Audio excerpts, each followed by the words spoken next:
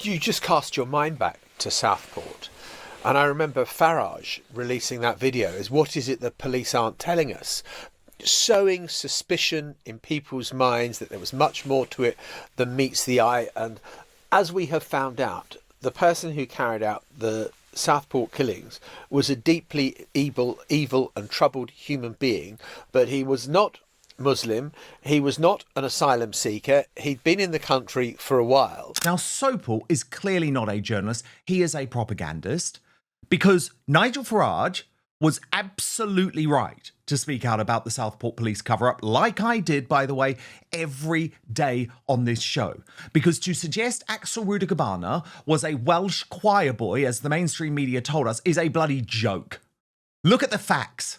He had an Al-Qaeda training manual, he was producing ricin within his home, and as Tommy Robinson revealed to me, he is now a practicing Muslim behind bars at Belmarsh. So the gaslighting is so out of control now that the ghouls in the mainstream media will literally tell you black is white to avoid discussing the real issues that we all know are tearing our once great United Kingdom apart. We know that these establishment shills have been impossible to trust since they backed the deep state attempts to overturn the biggest democratic vote in our history, Brexit, and take away our God-given rights forever during the COVID pandemic. Now, despite 2 decades of terror attacks, these muppets, these fake news merchants will tell us that the threat of this ideology is simply a construct. This is something made up by an invisible far right. No, that's right. We didn't live through the 52 innocents killed on 7/7 by Islamist suicide bombers, the brutal murder of Lee Rigby, the 22 poor souls, including an 8-year-old girl blown up at an Ariana Grande concert, the stabbing to death of the late great MP David Ames, or the latest attack at a Taylor Swift dance class by a man who had converted to Islam. No, all of that is just a creation, apparently a figment of our imagination, according to the despicable liars on the fake news agents John Sopel and Lewis Goodall, who used this week's Liverpool incident to gaslight us into thinking we're all mad. We're all completely mad and insane and bigoted for thinking that there are Islamists here illegally who want to commit genocide. Watch. Leave aside even the far right element of it, just the pure sense of misinformation. I don't know, we've talked on the show before about how difficult that is and how difficult it is to put the genie back in the bottle. But frankly, we know, right? We know that if it had been a young Muslim or an asylum seeker or whatever it happened to be, we know there probably would have been violence because we played this story out before. We saw it in Southport, and that is precisely what the police, they were obviously cognizant of that, and that is exactly what they were trying to avoid. Well, you just cast your mind back to Southport. And I remember Farage releasing that video as what is it that police aren't telling us? Sowing suspicion in people's minds that there was much more to it than meets the eye. And as we have found out, the person who carried out the Southport killings was a deeply evil and troubled human being, but he was not Muslim, he was not an asylum seeker, he'd been in the country for a while, and yet people who should know better were going on X to say, oh well, more to this than meets the eye, I bet it's a wrong one, I bet he's a troublemaker, I bet we'll find out which religion he's from. And these people, by the way, sorry to interrupt, John, but these people have the gall, right, to attack the MSM for spreading misinformation, for spreading lies, all of this sort of stuff. These people hide in plain sight. Like, God knows, we both know, we talked about on the show, the quote-unquote mainstream media has got its problems and flaws and has done for many years. No one from any reputable broadcaster, let's just take the broadcasters for example, would ever do the sort of thing that we saw last night. Never. Because there is a sense of professionalism and a sense of actually wanting to impart accurate and truthful information at all times, wherever we can, Yeah, of course, make mistakes, but never knowingly. And that sort. I mean, is he kidding himself? The mainstream media is in a death spiral because we know that they have been lying to us for the past decade. Now, Sopel is clearly not a journalist. He is a propagandist because Nigel Farage was absolutely right to speak out about the Southport police cover-up, like I did, by the way, every day on this show. Because to suggest Axel Rudagabana was a Welsh choir boy, as the mainstream media told us, is a bloody joke. Look at the facts. He had an Al-Qaeda training manual, he was producing ricin within his home, and as Tommy Robinson revealed to me, he is now a practicing Muslim behind bars at Belmarsh. But Sopel admits here that the establishment want to use these really draconian contempt of court laws to cover up information that we clearly have a right to know, and he bemoans the fact that the MSM has now lost control of the narrative. I raised it with Andy as a question about, where does this leave the 1982 Contempt of Court Act? And quite often on this podcast, when we're doing a recording and, someone has been arrested or someone has been charged, there is a debate about what can we say? What is, what are the limits of what we can say and what we can't say without falling foul of the law? And on X, you have open speculation with total disregard to that law. And the Contempt of Court laws are designed so that when a suspect who's been charged comes to trial, there can be a fair trial. And yet, it seems to me that it is such a redundant piece of legislation now in so many ways, because the mainstream media are not the only means by which people find out information. And I think the police have got a devil of a job, and lawmakers have got a devil of a job to work out how on earth you deliver fair justice, which everyone has got an interest in, when there are these grifters. And you talked about the profit motive. If it was only the profit motive that was driving them, you'd think, well, geez, okay, they're trying to make some money. It's not very pretty, but at least they are driven by politics. They are driven by radicalisation. The radicalisation. They want to sow discontent. They want to see riots on the streets. They want to see mosques burning. They want to see fires, cars aflame. That is their interest. And that was the interest of those people in Southport. And thank God Merseyside Police did do what they did yesterday. But as we discussed with Andy, it raises a difficult question in future. If someone fitting their preferred profile, i.e.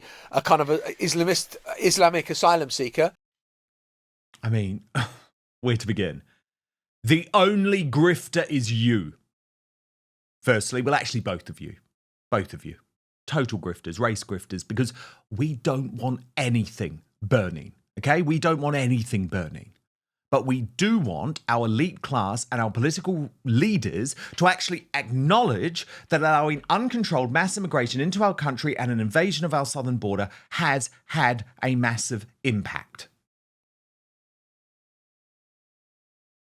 And honestly, these grifters have got the biggest cheek imaginable, right? They then, of course, as soon as the police issue this statement, which takes the wind out of their sails, at least to some extent, what's their next line? Well, it's two-tier policing. This obsession that they've got that policing in Britain is deeply racialised, right? Yes, they had a different standard this time. They did something different than in Southport. Why? Because of people like you. Because of what happened in Southport. Because people like you fanned the flames of racial and cultural division to such an extent that it resulted very often nearly entirely on the basis of lies. Lies. I mean, can we just remember that these are the same so-called journalists who spent decades covering up the Pakistani Muslim rape gang scandal in the aid of community cohesion? And now these same so-called journalists are using the victims of that abuse to try and turn on Elon Musk and Tommy Robinson, who they have decided are the real problems. So this has been revealed by Elizabeth Harper, who is a victim. She posted yesterday, proper pissed me off. A random journalist ringing me, asking me about my story, and then halfway through asks me my thoughts on Tommy Robinson and Elon Musk. Is that how we are measuring survivors now? Not on their experiences, but if they agree with them? What the actual F? My answer, Musk did a good thing. He gave us a voice and a platform again. That's not a bad thing. He did us a favour. Tommy Robinson has given a voice to many that feel like they haven't got a voice after doors being slammed in their face. Their answer? So you agree with some of it, but not the racist bits. Like effing seriously? No, I agree that survivors deserve a voice and deserve to be heard. Maybe if the media actually kept it in the limelight and helped survivors with their voices, then maybe, just maybe, they wouldn't have to seek it elsewhere. Newly freed Tommy Robinson, for now at least, in response to that, posted, "The media are the enemy of the people. So-called journalists are going to survivors of sexual exploitation not for their stories, but for their opinions on me and Elon Musk." Let that sink in for a moment. But here's the thing, the nutters in the MSM are losing. They know they're losing. But my God, they're going down with a vile fight. And it's really horrifying to watch. So let's take Yasmin Alibaya-Brown, a woman whose entire life has been through the privilege of arriving in the United Kingdom as an immigrant. But she has blamed white men for trying to shock horror present women against men pretending to be women when faced down with common sense from Andrew Doyle on the Jeremy Vine Show. But first, the reason you're watching this show is that it's becoming increasingly difficult to trust mainstream media or the so-called fact-checkers who claim to determine which facts are true. And for good reason, given the ongoing debates over free speech, the controversy surrounding Brexit, and how Trump and other anti-establishment politicians are portrayed. So I have the solution. It's called Ground News. It's the best way to stay informed and cut through media bias and manipulative narratives so you can get the facts for yourself. It's been a game changer for a news junkie like me, and you can see for yourself at ground.news/outspoken. So let me show you this incredible website and app in action. Let's take the recent landmark decision by the UK Supreme Court that ruled that women can only be biological adult human females, reversing years of trans extremism. You can see clearly in one place that over 360 sources around the world are covering this story. Ground News instantly shows how the story is being covered by the media, broken down by whether it leans left or right, illustrated by its biased distribution chart. And if you scroll down, you can actually see every headline about the story along with the political bias and ownership of the publication. So quite clearly, you can see like great coverage from the Daily Wire. They gave a really good headline. UK Supreme Court rules trans identifying men are not women. Loved what spiked online, and the Daily Telegraph did too. By stark contrast, however, the left-wing National in Scotland said the result was only a victory for gender-critical feminists, and the Canary ran with like just a nutty headline. Victory for the far right, as Supreme Court rolls back trans women's rights by 2 decades. I mean, you couldn't make it up.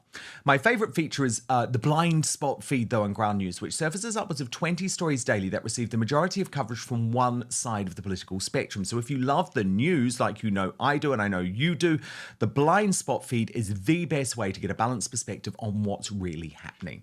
So go to ground.news/outspoken, or you can scan the QR code on screen if you're watching on YouTube and Rumble to subscribe today. You will get 40% off the same Vantage plan that I use for unlimited access. Big discount that. So that's ground.news/outspoken. But now, back to the show. White men are claiming back the world, and this trans issue is at the heart of it. Trans issue is really difficult. And Lady Hale, who's a very important judge, has already said that the judgment is being misinterpreted. So that's a very good example of what I talk about in the book, actually, because throughout the woke era, we've had people saying things that are factually wrong in positions of power. I mean, Yasmin mentions Lady Hale. Lady Hale said the other week, I've been speaking to doctors who say that biological sex doesn't exist. Well, by the way, I would advise no one to go to those doctors, because if you don't know that there are 2 sexes in the human race, then you shouldn't be a doctor. And that's a former president of the Supreme Court saying something that is just absolute and arrant nonsense. Now, the woke movement did destabilize this notion of truth and fiction. It made us obsessed with the idea of race, gender, sexual orientation. It divided us more than ever before. And the key thing about woke, I think, which is often forgotten, I know Yasmin has written about the political correctness era, which was a kind of messy negotiation towards a revision of a social contract. The woke era added authoritarianism. It said, we're going to bully you. It said, rubbish. Well, there's a thing called cancel culture. This is rubbish. There's a thing called cancel culture, Yasmin. It's very interesting. This week, a lot of white men complained. Did you read this in the newspapers? We're not getting the jobs. We're being excluded from shortlists. No, but that's true. It's happening to us. And women, quite rightly, wrote columns saying, join the club. I mean, she hates men, doesn't she? She really hates white men. But this is a woman who is actually so infected by woke and the woke mind virus that she is now trying to justify attacks on women by men. But let's hate trans, okay? I do You said not. that. I've not said let's No. hate her. The atmosphere has been appalling. The trans thing, surely it must be quite a small part of this because there are so Well, few he people based who are his trans. entire thing on the trans issue. Yeah, but Well, it is quite important, though, and it's very important for women's rights, and it's very important for Well, gay I'm a rights. woman, and I'm telling you, I don't believe it's very important for my rights. Well, All right. but you don't get to speak on behalf of all women. No, but And I'm of course- telling you, you can't do you speak for think me. Do you think it's acceptable, then, for male rapists to be in women's prisons? No, but most Well, there we rapists go. are men. Most rapists in the world are men, not trans What men. difference does it make? There's no evidence whatsoever that trans-identified males are any more or less of a risk to women than men who don't identify as trans. So, Is it- for can you just- safeguarding purposes, can you keep men out of women's. Okay, so it's the men who are really to blame. I mean, real champions of women, rightly disgusted by this woman. Julie Bindel posted, Yasmin really has jumped the shark recently on this topic. I get that she wants to be liked and not have hate and hassle, but she just sounds thick as mince. J.K. Rowling went one step further. Most rapists are men. So some rapists are lady men? Jesus Christ, I'm done. I will never again trust any women who gave a toss about being called a TERF. Yasmin is losing the argument. She knows it. She's being exposed as a thick as mince mess. But can she admit that? Of course not. Obsessed with group identity, and we're going to push it through authoritarian means. It was a very top-down, upper-middle-class movement. Look, it's a $9 billion industry, is the DEI industry. It's pushed by capitalists, it's pushed by DNI corporates. is not woke. DEI. DNI is redress for historical injustices and power holding, Well- which, sorry, it's nothing to do with woke. let me It hold is up to the book. readjust We're the world. Oh no, DEI has nothing to do with woke. The woman's lost the plot. I mean, as Tommy Robinson said on his release from prison earlier this week, the mainstream media is the cancer and the independent media is the cure. Let me tell you, Yasmin Alabaya Brown and the fake news agents will never again be able to claim the moral superiority. Now, the superstar panel. So brilliant to have Howard Cox and June Slater in the house. I mean, Howard, can we just kick off with John Sopel literally telling point blank lies, trying to make up that Nigel Farage was living in some type of fantasy world when it came to Axel Rudy Cabana? No. It was all covered up. I mean, yes, it was covered up that he was Muslim, that he had an Al-Qaeda manual. The mainstream media still won't acknowledge that. But it was also covered up that he was known by the Prevent program, for example. I mean, the whole thing was a monstrous cover-up. So he is just point-blank lying there. Absolutely right. I remember coming on your show telling you about what I learned about Yes. that. And Nigel was, honestly, was Nigel Farage was dead right to say something's wrong here. And all he was asking is say, can we have the truth right then and there? And that's what's happened now. John Sopel is being paid for by the taxpayer. Our licence fees are paying for that man's idiocy. And I watched him on several occasions, and honestly, it makes me physically sick what he's trying to do. And you're dead right. And thank you for highlighting it, Dan, yet again about this, because the independent media, you guys, you're leading the way, are telling the truth. I'm afraid mainstream media are not telling the truth. And Sopel leads the queue of liars. I see it all the time. I mean, I get it a lot from, I get death threats, all sorts of things from the left and the greenies, because I support, dare I say it, diesel and petrol cars, which are killing the planet. These Put are you in the sorts of things gallows. Be done with you. What a terrible thing. Yeah, cars are also the enemy, by the way. White men and cars are the real enemy for these people. I mean, June Slater, it's just astonishing to me. I mean, by the way, thank God, can we just say that John Sopel is no longer paid for by the British Bashing Corporation, but of course he was for years and years and years. But good God, June, for him to sit there and say that Nigel Farage was wrong, to point out what I still believe is one of the biggest cover-ups in modern British history, it's astonishing, June. Well, he's just gaslighting everyone that's listening to him. And unfortunately, his audience is diminishing. They're obviously an online source now. They used to be mainstream media on the telly. And I've watched him a few times. A couple of years ago, I saw him in an interview where he condemned kind of right-wing commentators for suggesting a sweeping statement that, well, you're suggesting, I can't remember the words exactly, that all Muslims are terrorists. He's now doing exactly the same. He's making a sweeping statement suggesting that anybody who's got a Twitter account is a right-wing extremist just looking for trouble and physical violence. Well, I've managed to blog for the last 10 years and accrued 450,000 followers. I've never even gone to a demonstration. I've never suggested one violent act at all. And I've never taken any money. So where do I fit into that category? He's generalising. He'd probably call you far right, June. Yeah, well, he would do, wouldn't he? He'd call you a far-right grifter. And as you've just said, you have not taken one penny. No. And he said they could understand it if they took money, but they're just doing it for politics. Yes, a lot of people like me are doing it for politics because people like him have proved to be unreliable and projecting a narrative rather than a balanced opinion. That they're not, it's gone. The media's finished. The mainstream media is finished. You're watching the embers of a fire dying out. That's what's happening with them. And soon they'll all be surplus to requirements as well, absolutely. And to be honest, I mean, remember, I was part of the mainstream media for 2 decades, but I do not mourn its loss at all, Howard. And when I see Tommy Robinson pointing out with this survivor of the Pakistani Muslim rape gangs that we now have journalists who are literally spending their time to try and get survivors to slag off Tommy Robinson and Elon Musk. That's their priority? Well, that's the gutter press, the gutter media. I cannot believe they sink to that sort of level. I mean, June, bless her cotton socks, I've admired her for years and years and years. She speaks for the majority. And she does it from her, from a lounge seat there. And she talks, and I watch what she says and sees what she says. I think 99 things out of 100, I agree with her. I don't with the BBC. I don't with Sky. Sly, as you call them. Sly News. Yeah. And Tommy, I'm so pleased to see Robinson Crusoe come out and turn into a really dapper sort of city man after he's had his shave.